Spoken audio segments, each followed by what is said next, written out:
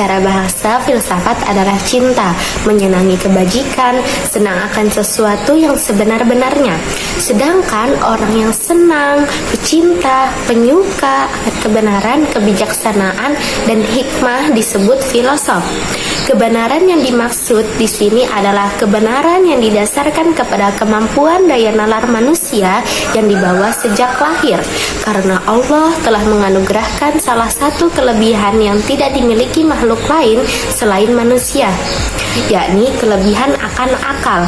Kelebihan tersebut mampu menjadikan manusia menjadi raja atau penguasa di dunia.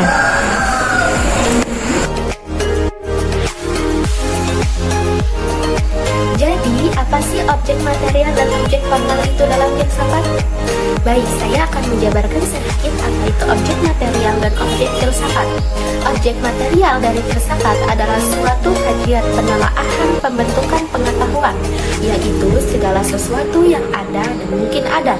Objek material filsafat ini mencakup segala hal, baik hal yang konkret maupun yang tidak konkret, hal yang nyata maupun hal yang tidak nyata. Sedangkan objek formal yaitu sifat penelitian. Objek formal adalah penelitian yang mendalam. Kata mendalam berarti ingin tahu tentang objek yang tidak empiris. Penyelidikan sains tidak mendalam karena hanya ingin tahu sampai batas objek itu dapat diteliti secara empiris.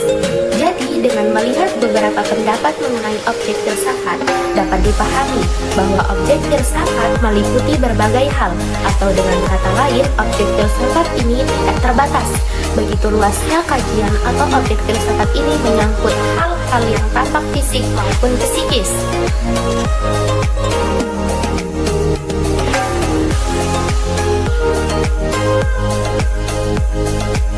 Cabang filsafat yang pertama itu ada namanya ontologi. Apa sih ontologi itu? Ontologi adalah cabang filsafat yang mempelajari hakikat realitas terdalam dari segala sesuatu, baik yang bersifat fisik maupun yang bersifat non-fisik. Yang kedua ada namanya epistemologi. Epistemologi adalah cabang filsafat yang melakukan penelaahan tentang hakikat pengetahuan manusia.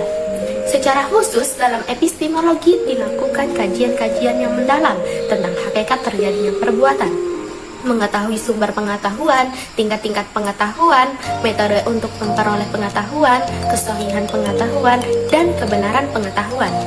Yang ketiga ada namanya aksiologi. Aksiologi adalah cabang filsafat yang mempelajari hakikat nilai. Berdasarkan pada pokok penekanannya, aksiologi dapat dibagi menjadi etika, filsafat tentang baik buruk perilaku manusia, atau filsafat moral dan estetika atau filsafat keindahan.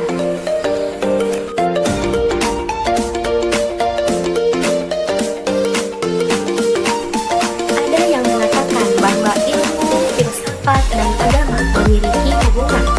Namun demikian tidak menafikan terhadap pandangan bahwa satu sama lain merupakan sesuatu yang terpisah, di mana ilmu lebih bersifat empiris, filsafat lebih bersifat ide atau akal, dan agama lebih bersifat keyakinan. Dalam ilmu, filsafat dan agama memiliki tujuan yang sama, yaitu sama-sama mencari kebenaran. Dari aspek sumber, filsafat dan ilmu memiliki sumber yang sama, yaitu akal atau rasio. Dari ketiga tersebut mempunyai ikatan dan tidak perlu dikontradiktifkan di antara ketiga tersebut selagi diyakini bahwa ilmu manusia memiliki keterbatasan. Dan yang paling penting intinya adalah antara ilmu, filsafat, dan agama adalah sama-sama untuk mencari kebenaran.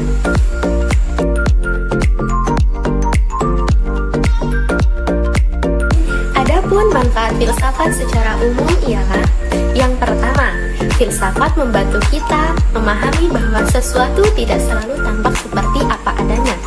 Jadi, kita harus menerima apa yang telah ditetapkan dan itu tidak bisa dipungkiri lagi oleh kita. Yang kedua, filsafat membantu kita mengerti tentang diri kita sendiri dan dunia kita. Karena filsafat mengajarkan bagaimana kita bergulat dengan pertanyaan-pertanyaan mendasar. Yang ketiga, filsafat membuat kita lebih kritis. Karena filsafat mengajarkan pada kita bahwa apa yang mungkin kita terima begitu saja ternyata salah atau menyesatkan, atau hanya merupakan sebagian dari kebenaran. Filsafat juga mengembangkan kemampuan kita dalam menalar secara jelas, membedakan argumen yang baik dan yang buruk, menyampaikan pendapat secara lisan ataupun tertulis secara jelas, melihat sesuatu melalui kacamata yang lebih luas agar kita tidak hanya melihat ke satu sisi saja, melainkan melihat ke beberapa indikasi yang lainnya. Yang kelima, melihat dan mempertimbangkan pendapat dan pandangan yang berbeda agar kita bisa memilah-milah mana saja yang lebih diperlukan dan mana saja yang tidak diperlukan.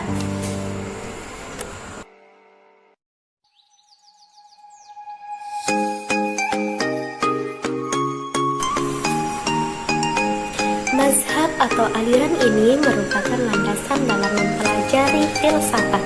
Yang pertama ialah aliran rasionalisme. Rasionalisme berpendirian bahwa sumber pengetahuan terletak pada akal, bukan karena rasionalisme mengingkari nilai pengalaman, melainkan pengalaman paling-paling dipandang sebagai jenis perangsang bagi pikiran.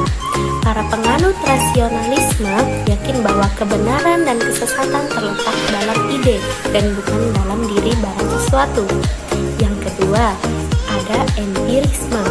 Mazhab ini muncul sezaman dengan rasionalisme, yaitu pada abad ke-17. Empirisme berpendapat bahwa empiri atau pengalamanlah yang menjadi sumber pengetahuan, baik pengetahuan lahiriah maupun batiniah.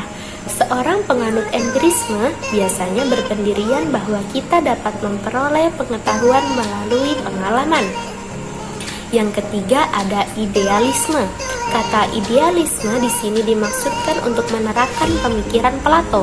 Kata idealisme pertama kali digunakan secara filosofis oleh Leibniz, seorang filosof Jerman pada pertengahan abad 17. Idealisme berpendapat bahwa seluruh realitas itu bersifat spiritual atau psikis dan materi yang bersifat fisik sebenarnya tidak ada. Yang keempat ada namanya aliran positivisme. Positivisme berpendapat bahwa pemikiran filsafat berangkal dari apa yang telah diketahui, yang faktual, yang positif, sehingga sesuatu yang sifatnya metafisik ditolak. Positivisme dan empirisme memiliki kesamaan, yaitu bahwa keduanya dapat menggunakan pengalaman. Perbedaannya, positivisme membatasi diri pada pengalaman-pengalaman objektif, sedangkan empirisme masih menerima pengalaman-pengalaman subjektif. Yang kelima, ada pragmatisme. Mazhab ini mengajarkan bahwa yang benar adalah apa yang membuktikan dirinya sebagai benar dengan membawa akibat yang bermanfaat secara praktis. Pedoman pragmatisme adalah logika pengamatan. Pragmatisme bersedia menerima segala sesuatu asal saja membawa akibat yang praktis. Yang keenam, ada eksistensialisme. Eksistensialisme adalah filsafat yang memandang segala gejala dengan berpangkal kepada eksistensi. Eksistensi adalah cara manusia berada dalam dunia. Cara berada manusia dalam dunia berbeda dengan cara berada benda-benda. Benda-benda berada dengan tidak sadar tanpa hubungan, sedangkan manusia berada di dunia justru berhubungan dengan sesama manusia dan berhubungan dengan benda-benda.